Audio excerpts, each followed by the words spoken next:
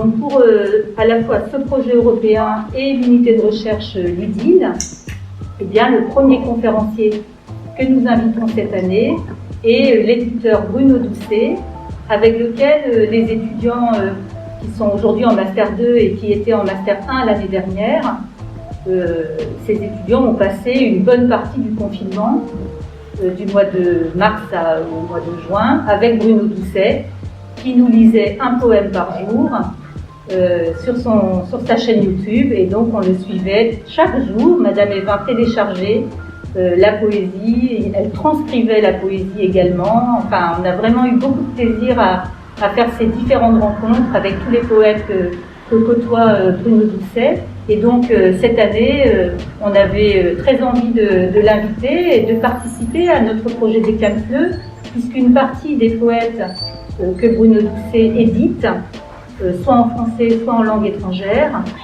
sont des poètes qui peuvent tout à fait entrer dans la thématique de la migration et de l'exil, de cette littérature de migration et d'exil, qui est donc la thématique du programme Déclame-le. Donc, j'arrête de parler, sinon Madame Evin ne sera pas très contente.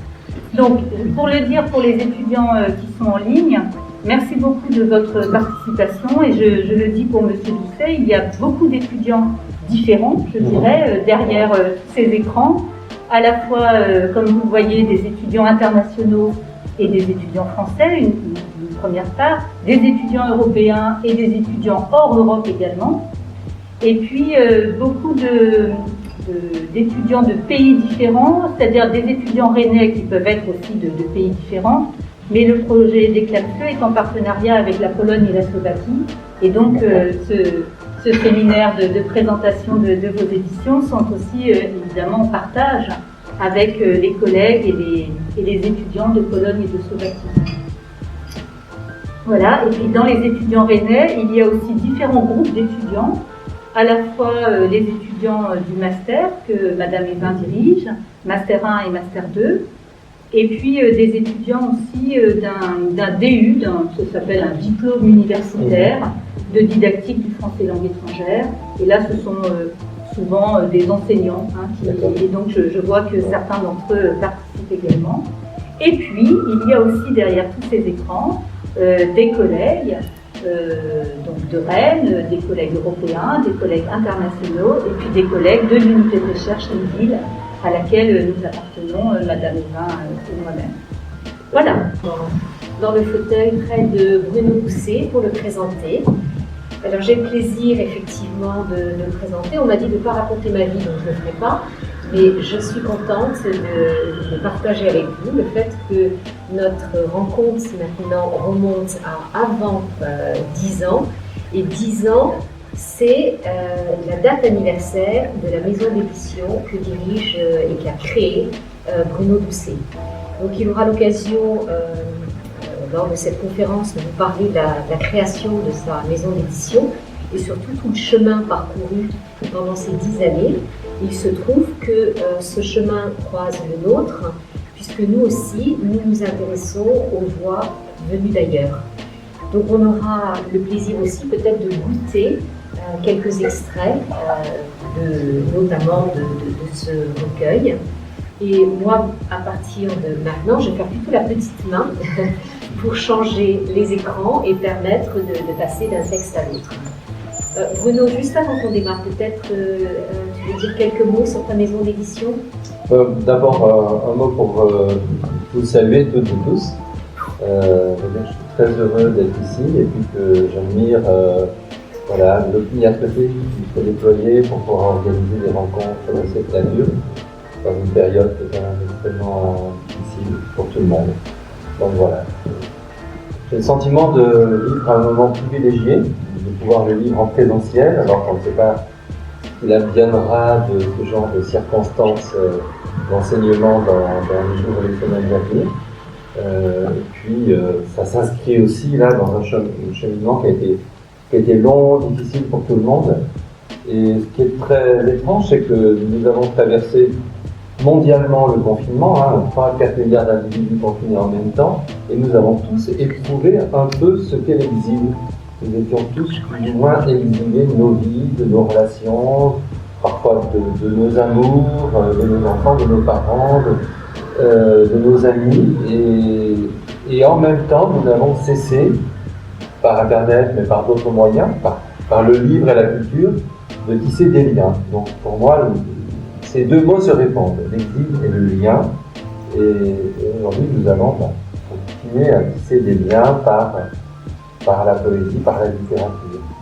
Alors, je vais vous montrer juste la chaîne YouTube de Bruno Doucet, celle à laquelle on s'est connecté très régulièrement pendant le confinement. Et ça me donne ce partage d'écran pour montrer la chaîne. Et cette chaîne.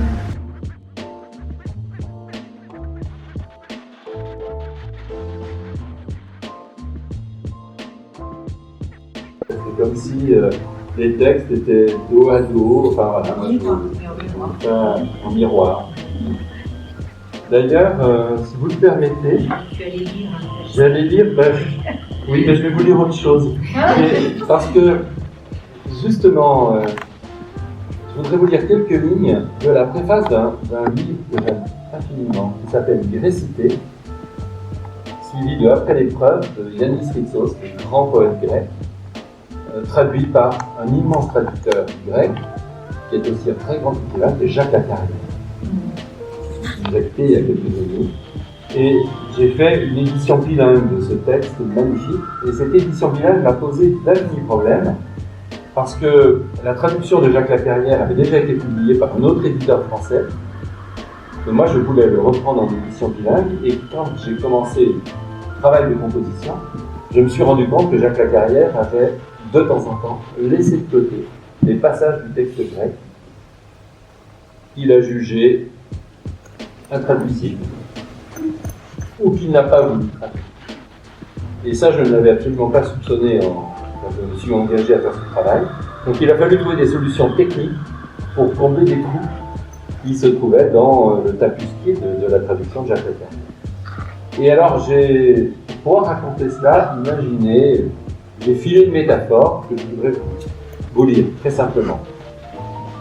Chemin faisant, sur un sentier nommé Poésie. Deux hommes marchent côte à côte sur un petit sentier. L'ombre des oliviers estompe leurs pas. Quand l'un d'eux marque une pause, l'autre l'attend en silence, puis ils repartent ensemble, épaule contre épaule, silhouette contre silhouette, ne s'écartant l'un de l'autre que pour contourner les pierres ou les trous du chemin. Qui sont-ils, ces hommes qui avancent d'un même pas sans effacer leur différence? Le poète et son traducteur. Yannis Ritsos et Jacques Lacarrière. Un homme né en Grèce et un homme amoureux de la Grèce. Deux écrivains, deux amis. Aujourd'hui, ils ont l'un et l'autre franchi la ligne d'horizon sur l'autre versant du colline. Mais le vent porte leurs chants si haut, si fort qu'on les croirait à nos côtés. Le soleil de la poésie nous aide à soulever le poids de leur absence. Mais c'est surtout l'image de ces deux hommes qui cheminent sur un sentier, côte à côte, qui me parle le plus. D'abord parce que c'est une image très grecque, on aime le monde grec.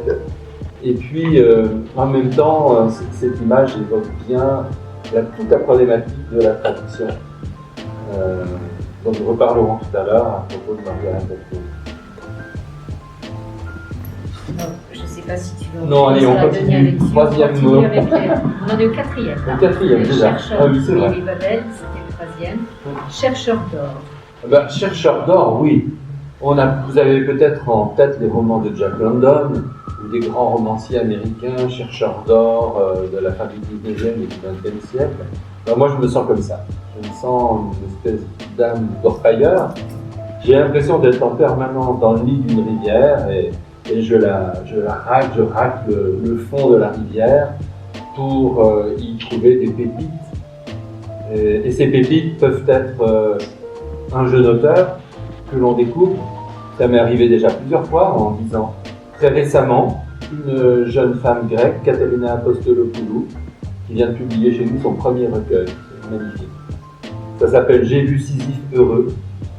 Et elle raconte dans 3 histoires simples, 3 longs poèmes narratifs, des histoires simples de la vie des gens de son pays.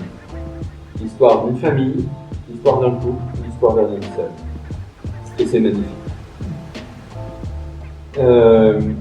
Ce peuvent être aussi des pépites totalement inattendues. Par exemple, lorsqu'on publie Margaret Atwood, dont les romans sont mondialement connus, et encore plus maintenant avec l'adaptation de La Servante écarlate au cinéma ou en série télévisée, mais on oublie ou on ne sait pas que, en réalité, la poésie est la colonne vertébrale de son œuvre, que les poèmes sont comme des matrices dans lesquelles sont nés des projets romanesques de grande envergure.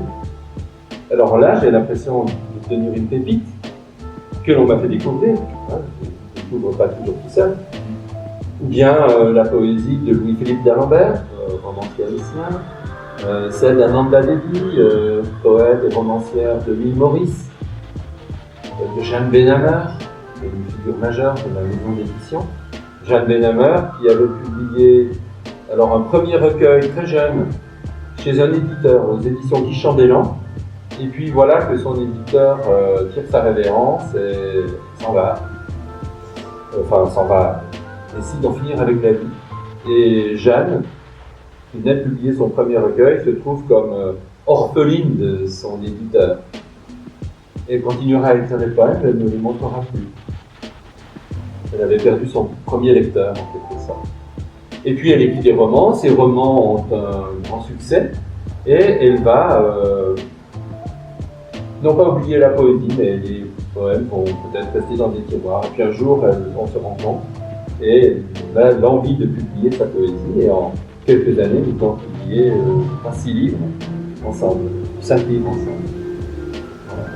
Et elle figure dans le petit ouvrage Un bateau de poésie. Oui. Peut-être tout à l'heure. Exactement, on fera ça tout à l'heure. Et puis, je vais peut-être ajouter une chose aussi, les pépites, ce peuvent être aussi des textes inédits de grands poètes dont on pensait que l'œuvre entière avait été publiée. Quand vous prenez les œuvres complètes de Lorca, de Federico Garcia Lorca, une plus grande voix de la poésie universelle, vous pensez que la Pléiade contient tout. Or là, nous venons de faire paraître un livre entier de prose inédite de Lorca.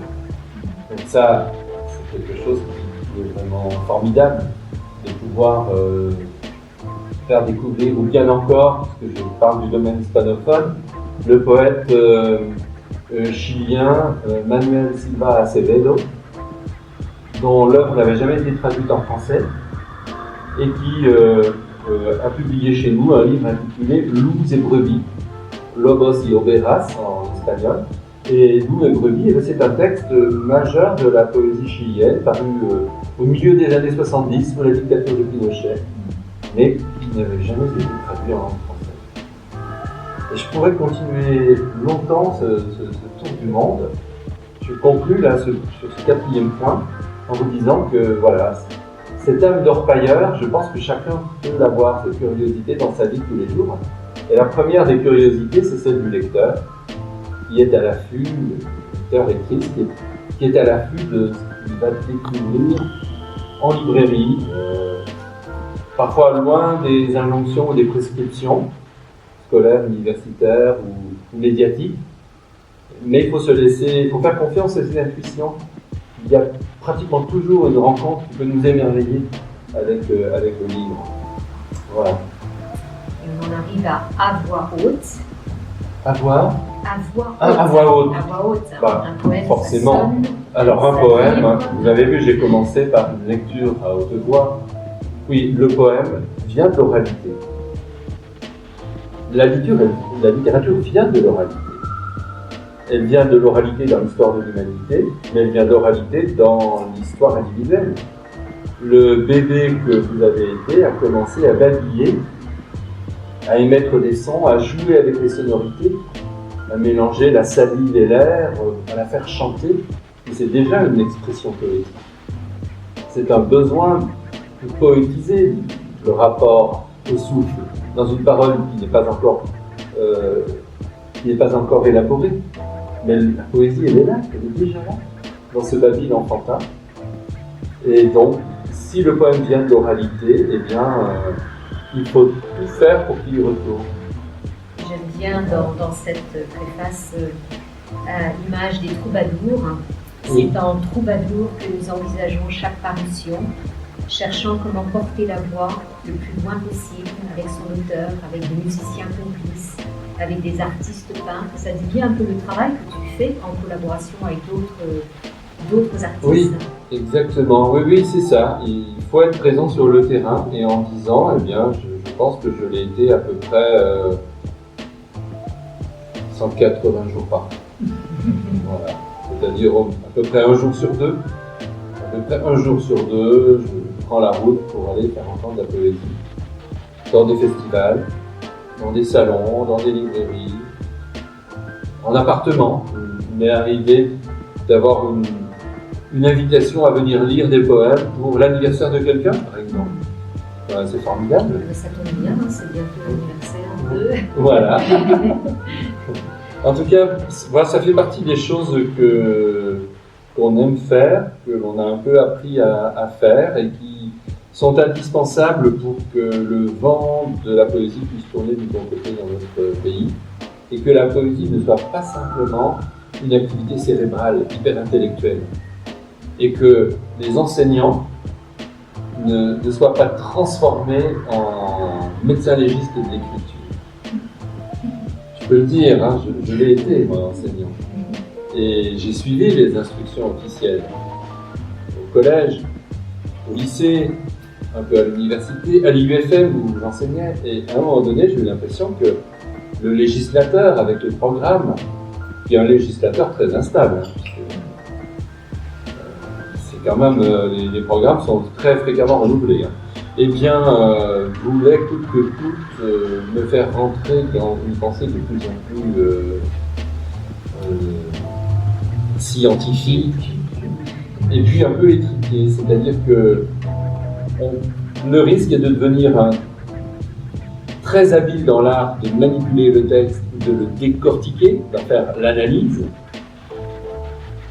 alors qu'en réalité le poème demande à faire entendre et sentir sa vibration.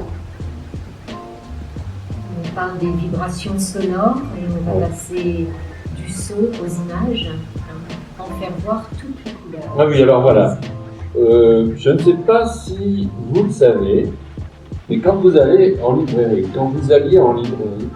en France, vous aviez le sentiment que le livre de poésie devait être blanc, crème, gris, ocre, anthracite, mais toujours monochrome. Et le comble de la fantaisie, c'est un livre blanc avec un petit liseré rouge autour, comme la collection blanche du Gallimard, ou le liseré vert comme celle du Seuil, qui ressemble beaucoup à celle du Gallimard avec une autre couleur, etc. Alors nous, on a fait le choix de faire sauter ces codes totalement et de donner à nos livres des couleurs. Voilà. Ce bleu, ce marron ocre pour l'Afrique, ce vert pour notre anthologie de la poésie des Intouchables en Inde, ces couleurs très fluo, un peu psychédéliques pour l'habitattitude, c'est-à-dire les femmes poètes de la Beat Generation, le jaune de ce petit livre, un bateau nommé Poésie, etc. Je pourrais continuer comme ça longtemps. Le livre de Margaret Atwood, j'aime beaucoup cette couleur. C'est la savante voilà. écarlate. Comme il est recouvert plastique, il brille comme mon masque. En tout cas, mettre des couleurs qui sont celles de la vie. Et on travaille avec des nuanciers, un nuancier de couleurs. Et il y a des milliers de références, voire des dizaines de milliers. Il y a des combinaisons absolument infinies. Donc, voilà. Ces couleurs sont en ligne diagonale, ce qui est le point d'après. Oui, nous travaillons. Alors, quand on crée une maison d'édition, il y a deux options. D'abord, il faut se dire que personne ne vous attend. Il y en a déjà beaucoup dans le paysage. Moi j'attendais. Publié à Atwood, justement. Oui, c'est vrai. Mais alors, il y a deux options. Soit on imite une une maison d'édition que l'on a émise. Il y a rien de honteux là-dedans. Hein. Par exemple, j'aurais pu faire des livres un peu allongés avec un très beau papier crème, et puis une couverture avec une photo ou un tableau façon Actes Sud. C'est un de mes éditeurs, j'aime beaucoup le travail d'Actes Sud. Je pouvais faire une chose comme ça. Ou alors, la deuxième option, c'est que l'on va imaginer des formats, une typo, une identité graphique qui doit le moins de choses aux autres possible. Et c'est ce que nous avons fait en travaillant la diagonale, un tramage en diagonale, de façon à se démarquer de ce qui était fait un peu partout. L'avantage, c'est qu'on reconnaît nos livres immédiatement en librairie, et que bien souvent, on a la chance de se retrouver dans une vitrine parce que ça fait une tache de couleur quasiment au regard. Oui, et puis la diagonale. C'est déclinable à C'est l'infini. C'est déclinable à l'infini. Nous avons plusieurs formats qui sont homothétiques les uns des autres, c'est-à-dire qu'ils ont les mêmes rapports de proportion. Et puis, tous ont une même typo. Il y a des polices d'écriture qui sont des polices gratuites, que vous trouvez dans vos ordinateurs. Et nous avons fait le choix de polices qui ne le sont pas, qui sont sous licence, avec un typographe néerlandais dont nous avons acheté les droits d'utilisation, dont nous achetons les droits d'utilisation des typos.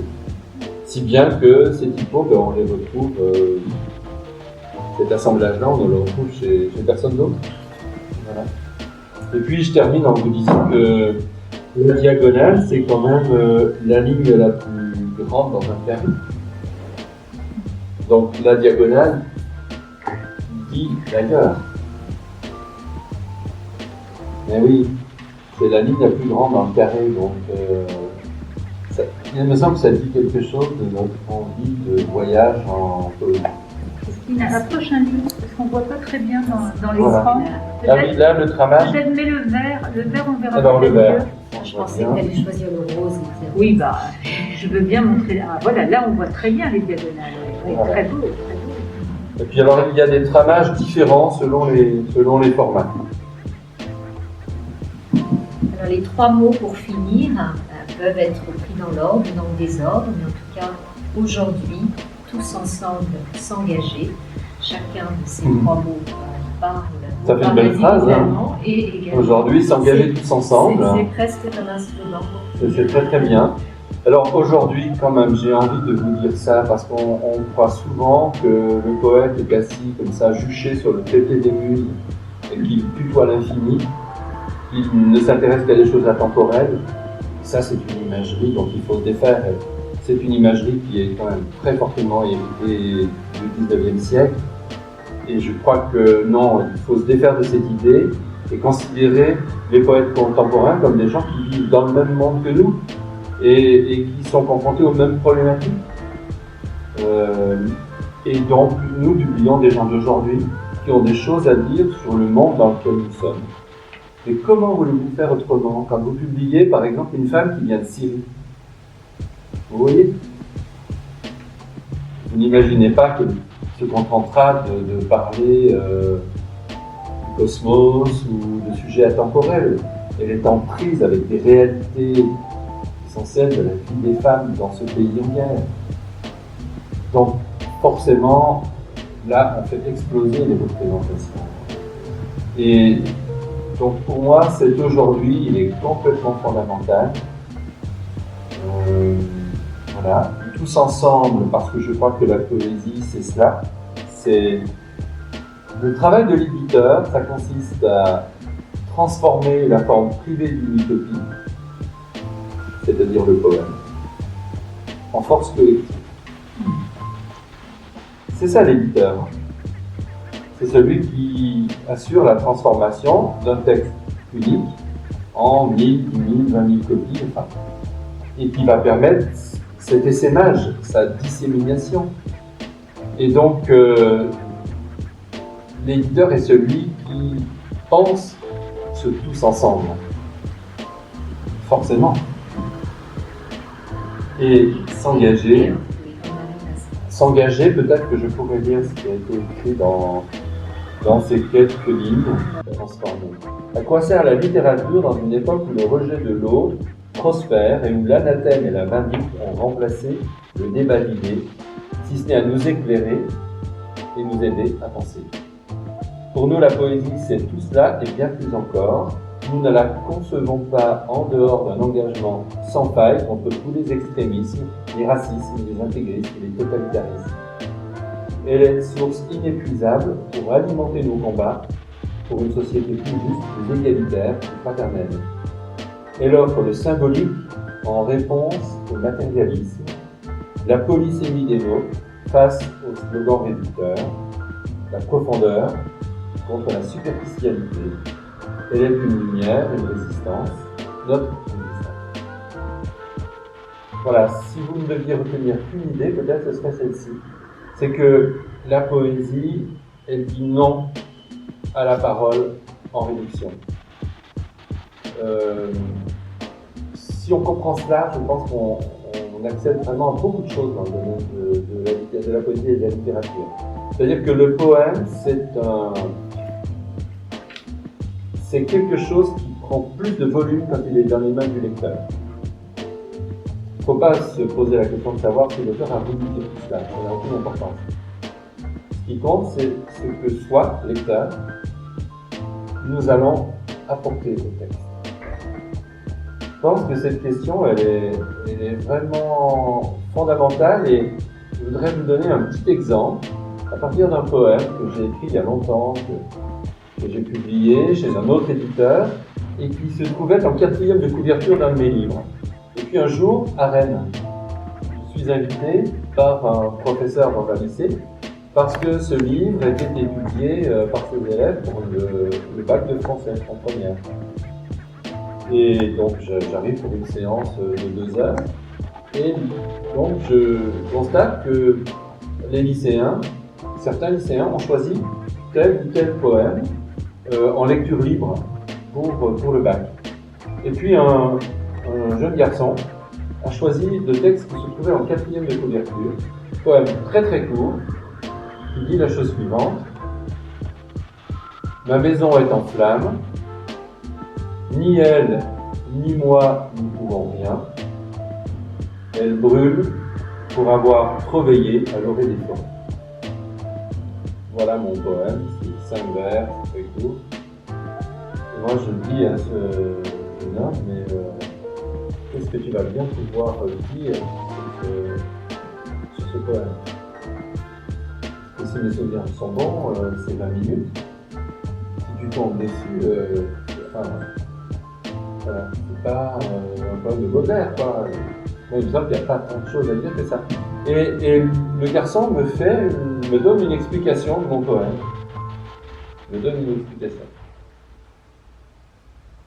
Il m'explique que j'ai été éditeur, j'ai dirigé les éditions Séguère, que cette maison elle a fini par brûler, que c'est une métaphore de ce que j'ai vécu, etc. Et que, voilà. Il part sur une explication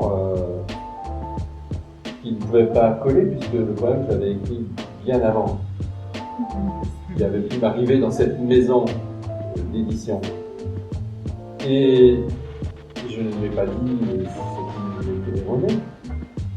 Sa lecture venait enrichir le sens de mon poème.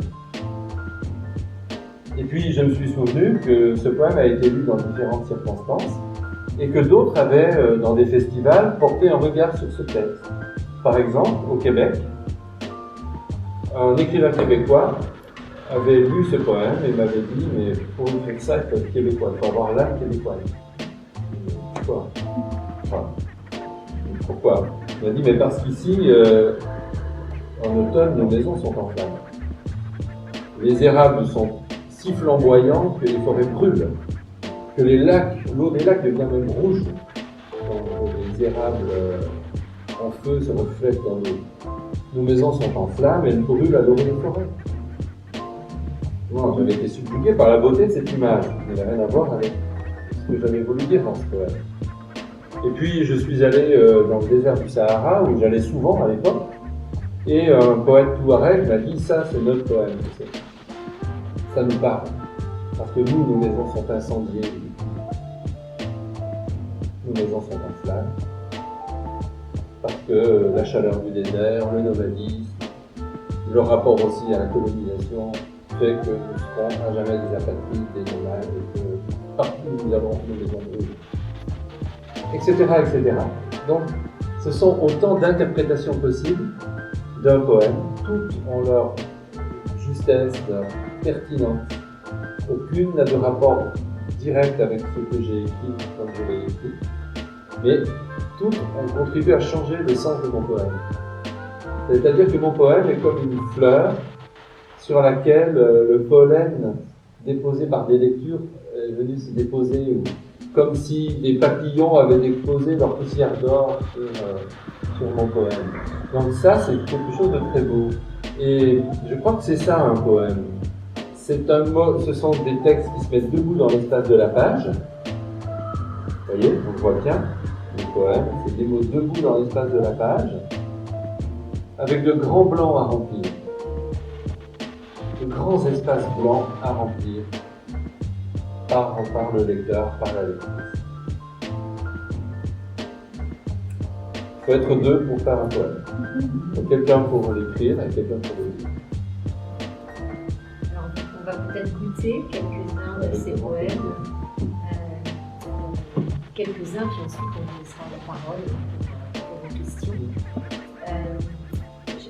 Je serais tentée de te demander de lire le premier, celui de Un drame qu'il a vécu, sa jeune femme qui est décédée, et ce qu'il dira plus tard dans un poème, je t'avais promis chaque jour une caresse, désormais ce sera un poème.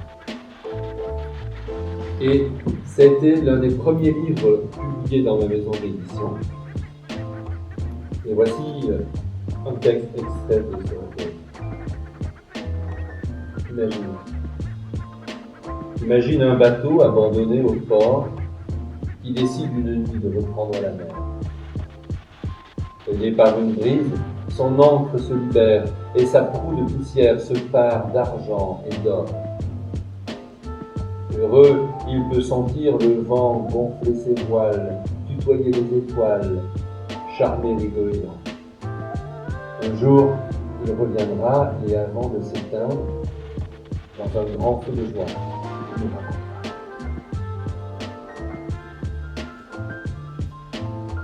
Je trouve que ce poème illustre bien aussi qu'il est accessible.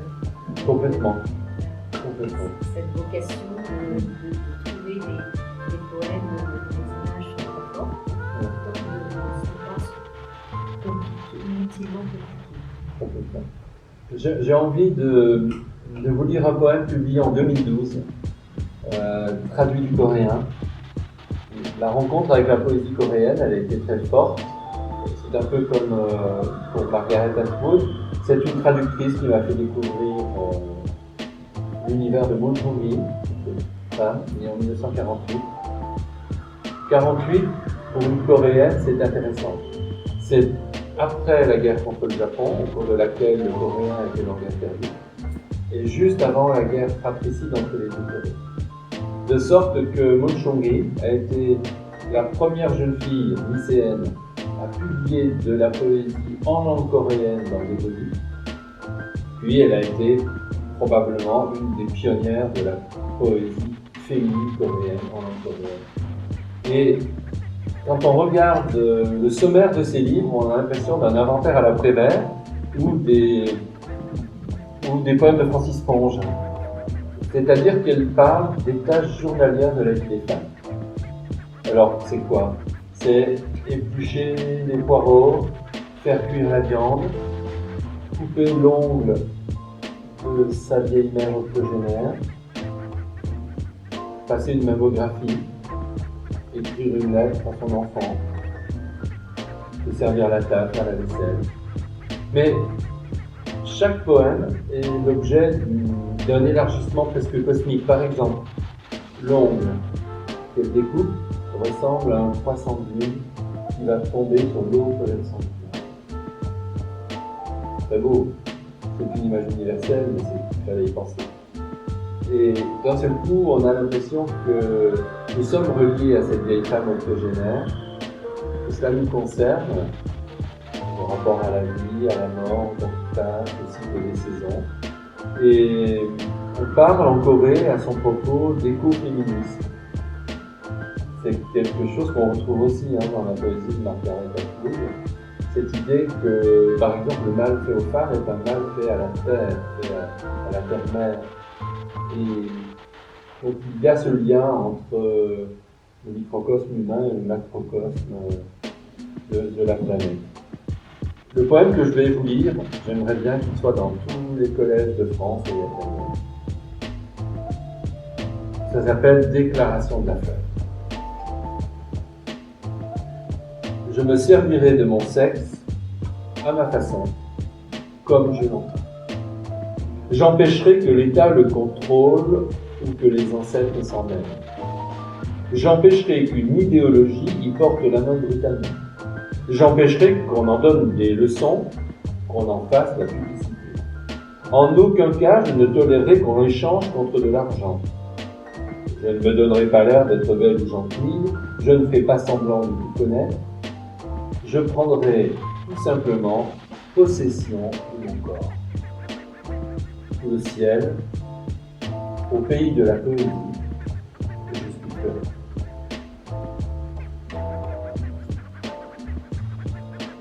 Juste en face, là sur la page de droite, alors on a un texte qui est traduit de l'arabe, que j'ai publié en 2013, de la grande voix de la poésie syrienne, Mahram al-Masri. Mahram vit en France et en 2011, au moment des révolutions dans le monde arabe, elle est bouleversée par ce qu'elle découvre sur Facebook, je ne sais pas.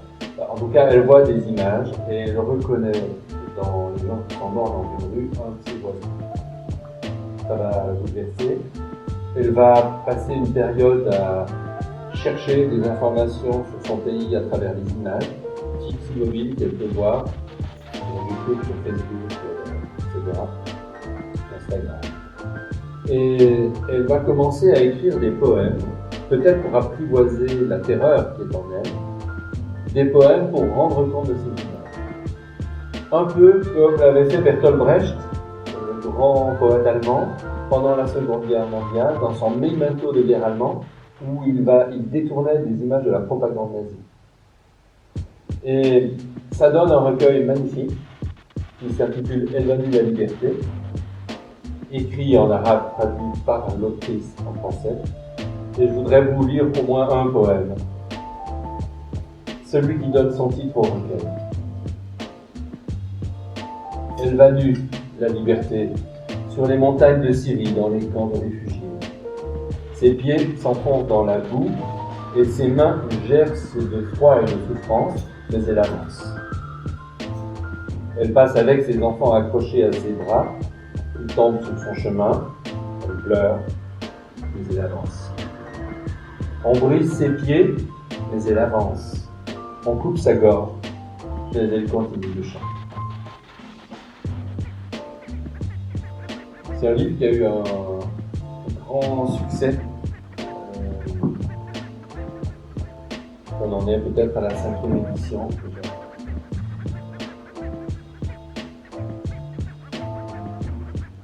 Permettez la lecture d'un autre poème. C'est un texte que j'ai publié en 2017 et pour lequel j'ai une immense admiration. C'est un poète israélien, le poète Roni Sonek, qui vit à Tel Aviv. Et ce poème, je le lui ai demandé 3 ans plus tôt, en 2014, au cours de l'été 2014, il y avait des combats très violents entre Israéliens et Palestiniens, des roquettes qui tombaient des deux côtés du mur. Et je préparais une anthologie de poèmes pour dire non à la guerre. Et j'avais écrit le même jour à Roni Sonek, poète israélien, et un poète, à Nasser Rabat, un poète palestinien, qui vit à quelques kilomètres de Roni Sonek, en leur disant à l'un et l'autre, si tu veux m'envoyer un poème dans ta langue, je le ferai traduire.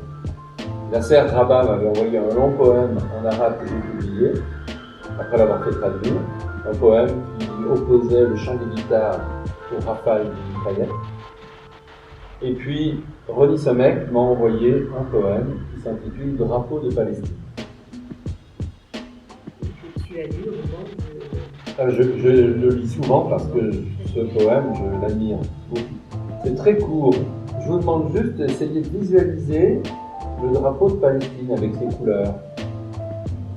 Vert, rouge, blanc et noir. Ce sont les couleurs du drapeau de Palestine. Bien écouter ce qu'avec ces 4 couleurs arrive à faire le poème. Drapeau de Palestine. Sur le drapeau de Palestine, le rouge est celui du feu. Le blanc, celui de la chaux arrachée au mur. Le vert, le cri de l'arbre. Et le noir, l'obscurité de l'Égypte. Allons-y qu'ils aient enfin leur état. Et rendez le vert à la terre, le blanc à la chemise des fêtes, le noir au café et le rouge du désir aux lèvres des jolies filles venues à Ramallah pour le concours de Miss Palestine qui vient d'être acquis. Demandez à un homme politique d'en dire autant en 10 lignes. Franchement, ce texte, je le trouve extraordinaire. Il décline 2 fois le drapeau, il y a une proposition politique, c'est quand même le poète israélien qui dit oui, il faut créer un État palestinien. Et en même temps, il émet un certain nombre de conditions, et l'une des conditions, vous l'avez entendu, c'est la situation des femmes. Rendez le rouge du désir aux lèvres des jolies filles venues à Ramallah pour le concours de Miss Palestine qui vient d'être acquis. Oh, c'est très fort. Hein. Dans ce lien entre le politique et le poétique, il y a quelque chose là, une magnifique réponse aux difficultés dans le monde entier. Et puis l'humour, c'est léger, voilà. Et puis derrière, il y a des choses à dire. Hein. Voilà, le noir idéologique, et rendez le noir au café. Là aussi, il y a une invitation à faire renaître une agriculture, etc. Bon, voilà. C'est traduit de l'hébreu par Michel Ecartelia. Et également, entre les lignes, on dit que tout ça a été volé, tout ça, on est privé de tout ça. Exactement. Exactement. Oui. Alors, il y a une couleur qui n'est pas évoquée dans ce poème. On la trouve juste dans le poème suivant. En 2018, j'ai publié le premier recueil d'une jeune femme, Marion Collet. Elle est française. Alors, je devrais dire que c'est une femme araignée, parce que son métier, c'est d'être acrobate sur un fil. Elle est file de ferriste. Alors, pas funambule traversant sur un fil à des hauteurs incroyables, mais file de ferriste, c'est-à-dire elle crée des chorégraphies sur un filin d'acier qu'elle va porter un peu partout, en France, en Europe. Et elle écrit de la poésie. Elle monte des spectacles. Elle a monté par exemple un spectacle de film sur les poèmes de Guilly. Et je la suivais depuis des années et des années. En 2018, nous avons publié son premier recueil. Je vous en lis un poème. Celui-là aussi, j'aime beaucoup ce texte. J'ai beaucoup d'admiration pour son frère. Je sauve l'intégralité du bleu, le soleil, ses reflets. Je recueille le temps précieux, j'empoche des souvenirs, je retourne le sablier, j'embrasse les cousins, je regarde le soleil se lever, je regarde encore le soleil se lever au loin. Je sauve la beauté, le sensible. Je rejette l'époque, je rejette le noir, je rejette la mort. Je garde l'espoir comme cible et je sauve aussi au creux du roc, failles et fissures, bourrasques et tempêtes, tous les vents qui traversent le corps et la tête. Je sauve les couleurs dans l'angoisse, le désir dans l'impasse, la musique, la lumière, la présence du bonheur caché en profondeur. Je t'en fais serment, je sauverai nos joies de vivre des terreurs du présent, fragiles comme une bougie, tenace comme une guerrière. Je resterai debout dans la nuit et je ferai son affaire à la mélancolie. C'est bien. Ouais. Voilà. Vous voyez que la poésie elle doit se conjuguer au pluriel. Ce n'est pas une poésie, c'est des modes d'expression très différents. Il faut la conjuguer aussi beaucoup au féminin pluriel, c'est ce que nous faisons dans cette maison d'édition. Et en témoigne par exemple cette anthologie que je montrais tout à l'heure, qui est une anthologie de la poésie des femmes intouchables en Inde. En vérité, il y a aussi des hommes dans cette anthologie, mais il parle des femmes. Une anthologie, alors je ne dis pas dans le titre des intouchables, mais poème au nom des femmes Dalits. Les Dalits, le mot Dalit, dans un sens plus large d'intouchable, ça veut dire tous les laisser comprendre une société. Une société régie en caste, qui ne laisse aux basses castes que peu d'espace d'expression. Et on pourrait dire que cette émergence de la littérature Dalit est le phénomène le plus important dans l'Inde post-coloniale. Et nous avons publié une édition bilingue de cette poésie. Donc, quand je dis bilingue, c'est qu'on a le texte en hindi à gauche et le texte en français à droite.